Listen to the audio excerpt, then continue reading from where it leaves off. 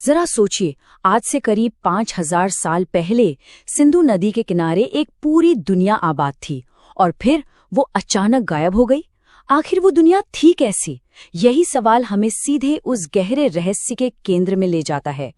तो हमारी इस जासूसी कहानी का पहला अध्याय शुरू होता है इस भूली बिसरी सभ्यता के पहले सुरागों की खोज से। कहानी की शुरुआत होती है 1850s के दशक में, जब कराची से लाहौर तक एक रेलवे लाइन बिछाई जा रही थी।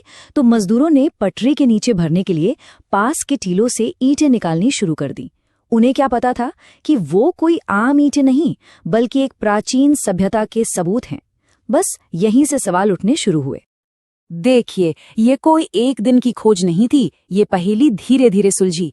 1826 में चार्ल्स मैसन ने पहली बार इन खंडारों को देखा। फिर सालों बाद ब्रंटन बंधुओं को वो ईंटें मिली और फिर असली काम शुरू हुआ 1921 में दयाराम साहनी के साथ हड़प्पा में और 1922 में आर.डी. बनर्जी के साथ मोहनजोदाड़ो में। आखिरकार 1924 में जॉन मार्शल ने पूरी दुनिया को बताया कि हमने एक नई प्राचीन सभ्यता खोज निकाली है। और हम किसी छोटे मोटे गांव की बात नहीं कर रहे हैं। ये सभ्यता करीब 13 लाख वर्ग किलोमीटर में फैली हुई थी, मतलब आज के कई देशों से भी बड़ा इलाका। इसका पैमाना ही अपने आप में दिमाग चकरा देने वाला है। तो अब हमारी जांच का दूसरा अध्याय शुरू होता है। अब हम जरा और करीब से देखेंगे इन शहरों को, खासकर मोहनजोदड़ो को, जो कि इस केस का मुख्य घटनास्थल है। हड़प्पा के शहरों की बसावट में एक बहुत दिलचस्प बात थी। शहर ना 2 हिस्सों में बटा होता था। एक छोटा ऊंचा हिस्सा था जिसे दुर्ग कहते हैं, जो शायद खास लोगों या सरकारी कामों के लिए था, और दूसरा था निचला शहर, जो काफी बड़ा था और जहां आम लोग रहते थे। ये बनावट दिखाती है कि उनकी सोसाइटी कितनी ऑर्गेनाइज्ड थी। और जरा इनकी प्लानिंग तो देखिए। सड़कें एकदम सीधी, एक दूसरे को 90 डिग्री पर काटती हुई, जैसे आज के मॉडर्न शहर हों। इससे पूरा शहर चौकोर ब्लॉक्स में बट जाता था और मुख्य सड़कें इतनी चौड़ी थीं कि बैलगाड़ियां अगल बगल से आराम से गुजर सकती थी। उस जमाने के हिसाब से ये एक अविश्वसनीय चीज थी। और ये बात बहुत ही कमाल की है। प्रोफेसर रामशरण शर्मा कहते हैं, और ये बहुत बड़ी बात है, कि उस जमाने की किसी भी दूसरी सभ्यता ने, चाहे वो मेसोपोटामिया हो या मिस्र, साफ सफाई पर इतना ध्यान नहीं दिया जितना हड़प्पा के लोगों ने दिया। तो ये सिस्टम काम कैसे करता था?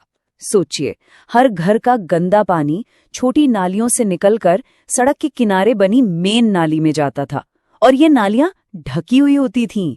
इतना ही नहीं, इनमें थोड़ी थोड़ी दूरी पर गड्ढे भी थे, ताकि भारी कचरा वहीं जम जाए और पानी आगे बहता रहे। मतलब प्रॉपर सीवेज सिस्टम था। दुर्ग वाले हिस्से की सबसे शानदार इमारतों में से एक है ये विशाल स्नानागार। इसे देखिए, कितना सटीक बनाया गया है। पानी लीक ना हो, इसके लिए ईंटों के ऊपर तारकोल की परत भी चढ़ाई गई थी। माना जाता है कि इसका इस्तेमाल किसी खास धार्मिक आयोजन या नहाने के लिए होता होगा। अच्छा, शहरों की बनावट तो हमने देख ली। अब जरा उन लोगों की जिंदगी में झांकते हैं जो यहाँ रहते थे, और ये हम जानेंगे उन चीजों से जो वो अपने पीछे छोड़ गए।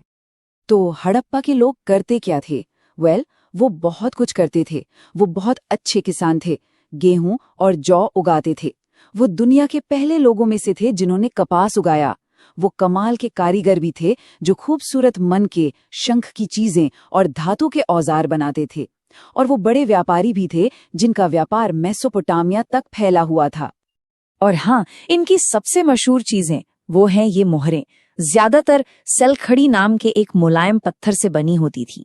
इन पर जानवरों की शानदार तस्वीरें हैं और साथ में है एक लिपि, एक ऐसी लिखावट जिसे आज तक कोई नहीं पढ़ पाया है।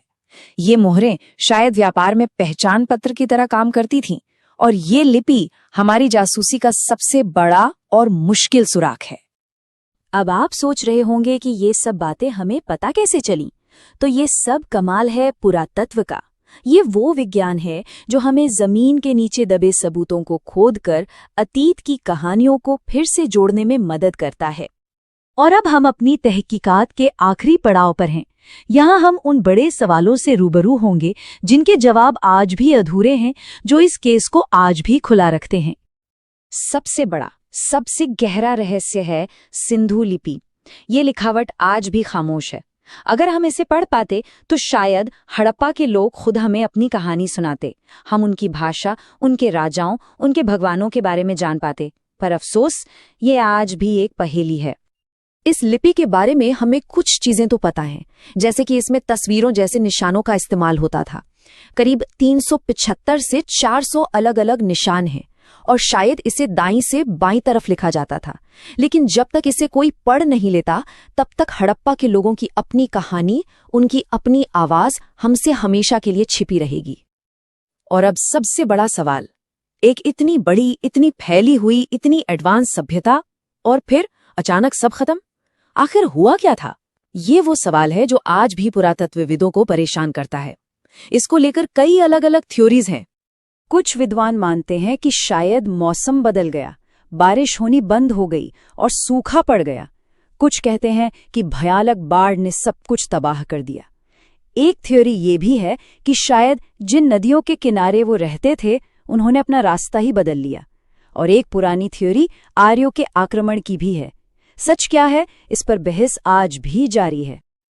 तो हमारी कहानी शुरू हुई थी कुछ ईंटों और हड्डियों से, और आज भी हम एक ऐसे सवाल पर आकर खड़े हैं जिसका कोई पक्का जवाब नहीं है।